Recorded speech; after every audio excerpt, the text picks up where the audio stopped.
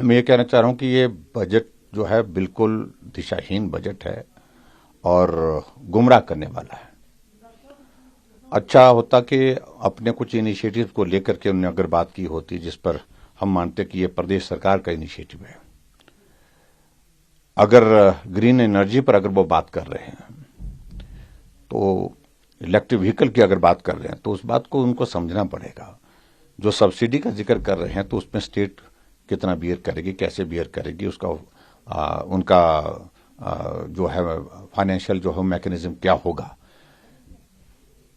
योजना केंद्र सरकार ने सब्सिडी की दी है और घोषणा प्रदेश सरकार करे। ये सारी ग्रीन एनर्जी से संबंधित जो है वो सोलर एनर्जी को प्रमोट करने के लिए, इलेक्ट्रिक व्हीकल को प्रमोट करने के लिए, इन सारी चीजों के लिए आदरणीय प्रधानमंत्री जी का जो फोकस है और केंद्र ने जो बजट प्रस्तुत किया उसके अंतर्गत ही सारा ये प्रावधान है। इसमें नया क्या किया हमने। और दूसरी बात में ये भी मैं कहना चाह रहा हूं कि आपने ये कहा कि हम यहां लगाएंगे, यहां रूट ग्रीन कॉरिडोर का जिक्र किया है और मेरा ये मानना है कि इस सारे काम को पूरा करने के लिए अभी सालों लगेंगे। हिमाचल प्रदेश में विल टेक अनदर 10 साल लग जाएंगे सारे पूरे इन कॉरिडोर्स को अगर कंप्लीट करने की अगर बात करते हैं। इसका इंफ्रास्ट्रक्चर एक पूरा खड़ा करना होगा। और दूसरी बात, जो कमर्शियल व्हीकल पर उन्होंने कहा कि हम सब्सिडी देंगे, उसके सब्सिडी देने के लिए पहले तो बात यह है कि कौन लोग होंगे जो इसमें आगे आकर के इतनी महंगी व्हीकल, क्योंकि कॉस्ट वाइज ये व्हीकल बहुत ज्यादा महंगी पड़ेगी, मोर देन 3 टाइम्स वो गाड़ियां महंगी हैं। तो उसके लिए इतना सरल नहीं है कि भाई लोग आगे आकर के उसमें तुरंत जो है उसको खरीदना शुरू कर देंगे।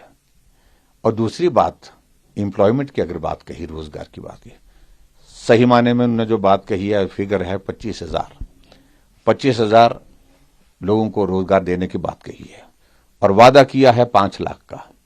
और उसके बाद फिर और चीजों को जोड़ जाड़ करके ये करने की कोशिश करे, इतना प्राइवेट सेक्टर में, गवर्नमेंट सेक्टर में, इस सारी चीजों को लेकर के कहने की, ये आंकड़े की सारी इस तरह से करने, इसका वो करने की कोशिश, जाल बुनने की कोशिश कर रही है। सही मायने में 3 महीने का कार्यकाल वर्तमान सरकार का बीत गया और 3 महीने के कार्यकाल में अभी तक रोजगार देने के बजाय रोजगार छीनने का ही काम हुआ। थोड़ी भी संवेदनशील होती, आउटसोर्स पर लगे हुए सबसे नीडी लोग वो होते हैं, वो भी हटा दिए गए।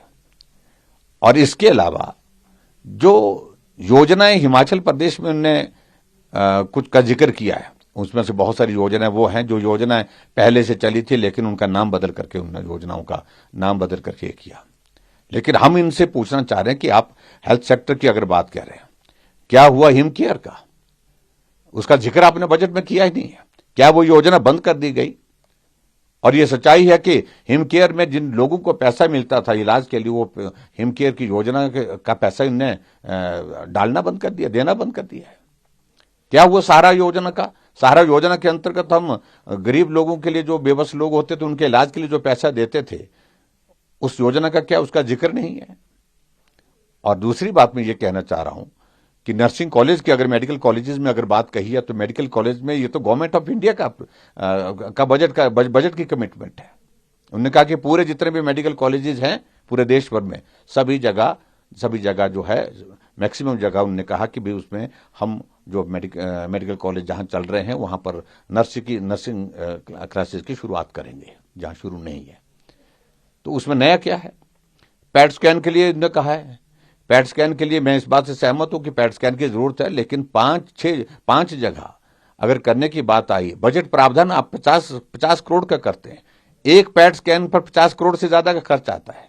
और ऐसे में सारा सिस्टम को चलाने के लिए, उसको रेगुलेट करने के लिए कितना प्रोविजन उसके लिए होना चाहिए, इन सारी बातों को भी सोचने की आवश्यकता है। और अच्छा होता क्या हुआ ट्रॉमा सेंटर का? ट्रॉमा सेंटर के लिए अगर बजट का प्रोविजन करता तो भी हम समझते हैं। तो बहुत सारी चीजें इस प्रकार से जो उन्होंने कही है, उन सारी चीजों का कोई अर्थ नहीं। और ये बजट सचमुच में बहुत निराश करने वाला बजट है। एग्रीकल्चर सेक्टर के लिए कुछ नहीं हुआ, हॉर्टिकल्चर सेक्टर के लिए कुछ नहीं है। टूरिज्म की हमारी नई राहें, नई मंजिलें, जो नई डेस्टिनेशन को डेवलप करने के लिए हमारी स्कीम थी, उस योजना का जिक्र नहीं है। इसका मतलब वो योजना उन्होंने छोड़ दी है, बंद कर दी है।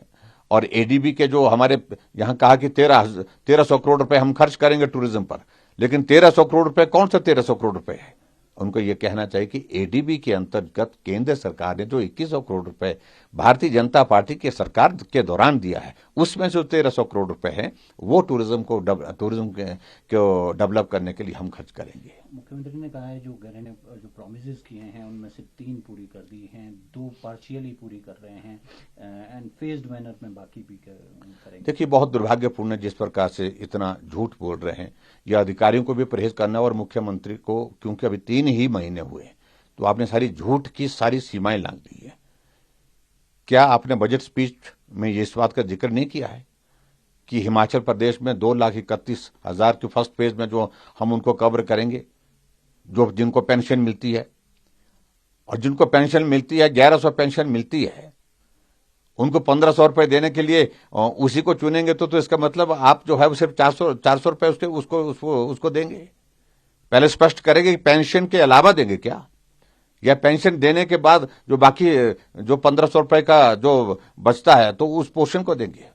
किसी को 1000 पेंशन मिलती है तो 1000 वालों को 500 रुपए देंगे या पूरा 1500 रुपए देंगे, इस बात को लेकर स्पष्ट नहीं किया। यानी कि बहुत इस प्रकार से गुमराह करने का एक प्रयत्न किया गया है और मैं समझता हूं कि यह बहुत दुर्भाग्यपूर्ण है। और गारंटी का मतलब यह है कि वो विशुद्ध एक अलग योजना होनी चाहिए जो किसी दूसरी योजना के साथ मर्ज नहीं होनी चाहिए, दूसरी योजना के साथ बजट उसका शेयर नहीं होना चाहिए। उस प्रकार से वो योजना होनी चाहिए थी, लेकिन अब गुमराह करने की कोशिश करके